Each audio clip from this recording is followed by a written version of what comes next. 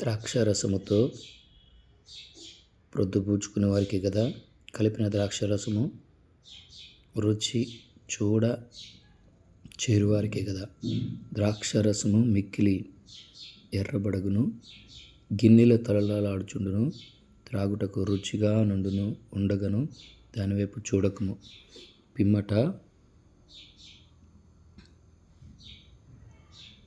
పిమ్మట అది సర్పం వలె కరుచును, కట్లపాము వలె కాటు వేయును. విపరీతమైనవి నీ కనులకు కనబడును. నీవు వెర్రి మాటలు పలుకుదువు. నీవు సముద్రమున పండుకొని వాని వలె ఉందువు. ఓడ కొయ్య చివరను పండుకొని వాని వలె ఉందువు. నన్ను కొట్టినను నాకు నొప్పి కలగలేదు,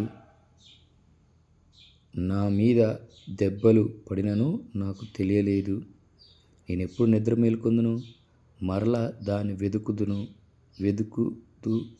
అని నీవనుకొందువు. సామెతల గ్రంథము 23వ అధ్యాయము 27 నుండి.